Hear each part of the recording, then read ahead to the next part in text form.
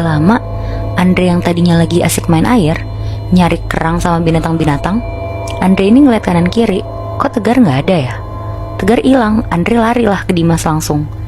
Dim, Tegar mana? Ternyata Dimas tuh juga ketiduran dan gak lihat Tegar sama sekali. Semua barang-barang Tegar juga masih ada di sebelah Dimas, jadi kayak nggak mungkin kan Tegar pulang duluan. HP-nya aja juga ada di situ, jadi bener-bener kayak nggak mungkin. Di situ Dimas sama Andre panik banget dan berusaha nyari Tegar. Tapi hasilnya nihil, bener-bener gak ada sama sekali. Karena itu udah sore dan matahari juga udah terbenam, akhirnya gelap banget kan buat ngeliat ke laut. Mereka berusaha keluar dari pantai, terus nanya ke penjual makanan yang ada di dekat pantai. Beli, maaf mau nanya, teman saya hilang pas lagi berenang di laut. Saya nggak tahu nih dia tenggelam atau keluar dari pantai. Kita udah coba keliling pantai tapi nggak ada. Tolong beli, tolong. Terus akhirnya penjual ini ngajak mereka berdua ke kantor polisi. Akhirnya mereka dikabarin sama polisinya karena hari udah malam dan laut juga udah gelap. Jadi besok akan dikerahkan tim SAR untuk nyari Tegar. Kata polisinya, sementara kalian lebih baik pulang dulu dan istirahat. Siapa tahu teman kalian nanti malam balik ke hotel dan cuma lupa ngabarin aja. Akhirnya mereka berdua pulang ke hotel dan dengan kepanikannya ngehubungin ceweknya Tegar. Masih tau lah kalau si Tegar ini tuh hilang. Tapi mereka minta tolong banget untuk jangan kasih tahu orang tuanya dulu, karena belum pasti juga kan dia tuh hilang karena tenggelam atau emang lagi pergi sama perempuan itu. Akhirnya Dimas sama Andre tidur dengan cemas sambil berharap besok pagi tuh pas mereka buka mata, Tegar tiba-tiba ada di samping mereka lagi tidur. Nah besokannya, pas mereka buka mata, Tegar tuh masih gak ada. Barang-barangnya Tegar juga masih utuh di dalam kamar hotelnya. Akhirnya mereka berdua langsung pergi ke pantai kemarin, dan bener aja udah ada kayak perahu karet gitu buat nyari Tegar. Mereka juga ikut nyari dari tepi pantai dan Andre juga udah ngasih tahu titik terakhir dia ngeliat Tegar berenang. Udah kayak berjam-jam dicari sampai ada yang nyelam juga, ternyata nggak ketemu sama sekali. Mereka nunggu di situ sampai hari itu udah mau gelap, masih belum ada kabar juga sama sekali. Ceweknya Tegar juga udah mulai rewel nelfon-nelfonin terus. Tapi Dimas sama Andre tuh bener-bener nenangin ceweknya lewat telepon. Sebenarnya mereka berdua juga udah panik banget dan bingung harus apa. Bahkan sebenarnya besok siang tuh mereka udah waktunya pulang ke Jakarta. Akhirnya sekitar jam 9 malam, pas mereka udah mau tidur, tiba-tiba Andre ini mimpiin Tegar. Di posisi laut terakhir tempat mereka berenang kemarin, Tegar pas lagi berenang ke arah perempuan itu, balik badan dan ngomong ke Andre, tolongin Andre. Di situ Andre kebangun karena kaget banget kan diteriakin Tegar. Dia bangunin Dimas dan cerita kalau mimpinya dia tuh Tegar minta tolong ke dia.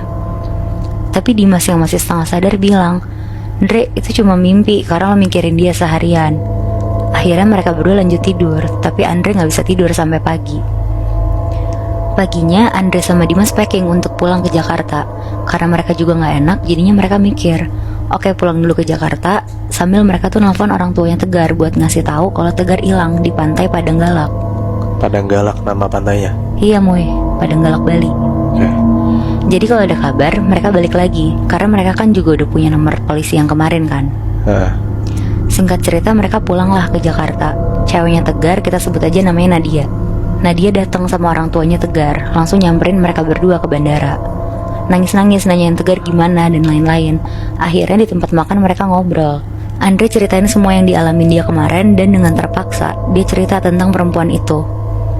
Nadia di situ sedihnya jadi kayak bertubi-tubi banget karena pertama pacarnya hilang, kedua pacarnya hilang karena ngejar perempuan lain kan. Akhirnya mereka semua pulang ke rumah masing-masing dengan perasaan khawatir. Seminggu berlalu setelah Tegar hilang, Nadia makin gelisah karena belum ada kabar dari polisi atau tim SAR. Akhirnya Nadia ini mikir untuk nyari orang pintar. Nadia nelfon Dimas sama Andre buat temenin ke orang pintar ini yang rumahnya lumayan jauh di daerah Pondok Gede, Bekasi.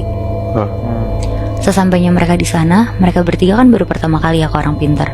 Rumahnya tuh kayak rumah-rumah kayu, isi dalamnya juga kayu-kayu kayak rumah orang Jawa. Masuklah mereka ke dalam. Untungnya orang pintarnya itu namanya Pak Gustiar ada di rumah. Dijelasin lah sama Nadia maksud dan tujuan mereka datang tuh sebenarnya mau nanya Tegar itu di mana sebenarnya. Akhirnya mereka disuruh masuk, duduk di ruang tamu. Gak lama Pak Gustiar ini bilang, oke kalau kalian mau lihat Tegar di mana, kita bisa pakai satu cara. Jadi caranya itu tuh kayak kita keluar dari badan kita, tapi kita bisa jalan kemana aja dan bisa ke waktu yang kita mau. Di situ Pak Gustian milih Andre untuk ngelakuin itu. Karena kan yang ada di kejadian itu Andre kan Moe yang lihat, Dimas kan tidur posisinya. Oh iya. Yang paling deket ya. Iya. Bener-bener. Terus. Akhirnya Pak Gustian mulai. Andre di situ sebenarnya ketakutan juga karena ini pengalaman pertama dia kan. Ya. Pas udah mulai, Andre ngasih tahu dulu lokasi Tegar Ilok tuh di pantai mana, hari apa dan jam berapa. Pas udah mulai, Andre disuruh merem, lemesin badannya dan rileks. Tiba-tiba Andre bangun. Dia berdiri dan dia ngeliat pakai matanya sendiri, badannya dia tuh lagi tidur di kursi. Di situ Andre dituntun sama Pak Gustiar. Singkat cerita, mereka udah ada di pantai itu. Andre bisa ngeliat diri dia sendiri lagi asik main air, dan Tegar ada di depannya lumayan jauh. Pak Gustiar sama Andre jalan mendekat ke arah Tegar berenang.